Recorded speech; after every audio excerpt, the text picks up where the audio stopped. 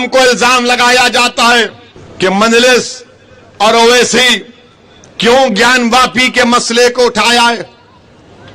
میں نوجوانوں سے کہہ رہا ہوں جو آج 20-22 سال کے نوجوان ہیں، میں تم کو کہہ رہا ہوں نوجوانوں،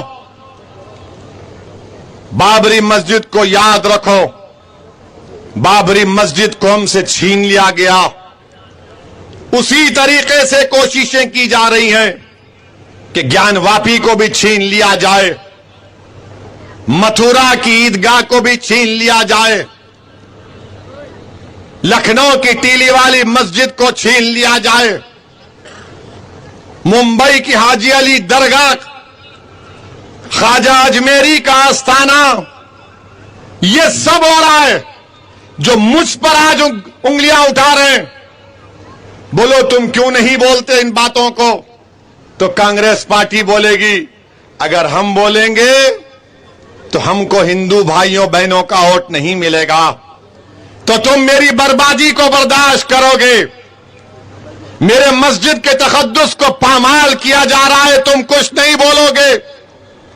میری بے عزتی کی جا رہی ہے، تم کچھ نہیں بولو گے. مگر جب چناؤ آئے گا تو مسلمانوں سے کہا جائے گا سیکولرزم کے نام پر ووٹ دے دو، ڈرایا جائے گا.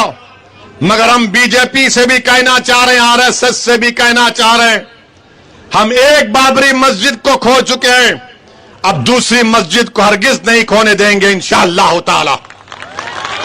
ہم نہیں کھوئیں گے، کیونکہ پارلیمنٹ کا قانون ہے کہ جو 15 اگست 47 کو جو مندر مسجد تھی وہی رہے گی.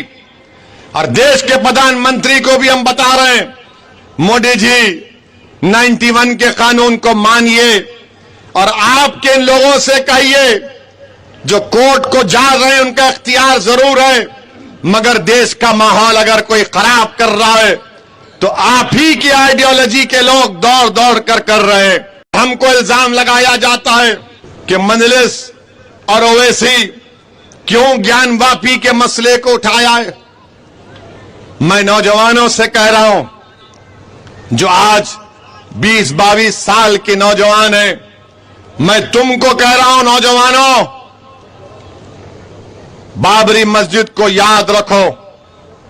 بابری مسجد کو ہم سے چھین لیا گیا، اسی طریقے سے کوششیں کی جا رہی ہیں کہ گیان واپی کو بھی چھین لیا جائے، متھرا کی عیدگاہ کو بھی چھین لیا جائے، لکھنؤ کی ٹیلی والی مسجد کو چھین لیا جائے، ممبئی کی حاجی علی درگاہ، خواجہ اجمیری کا آستانہ، یہ سب ہو رہا ہے.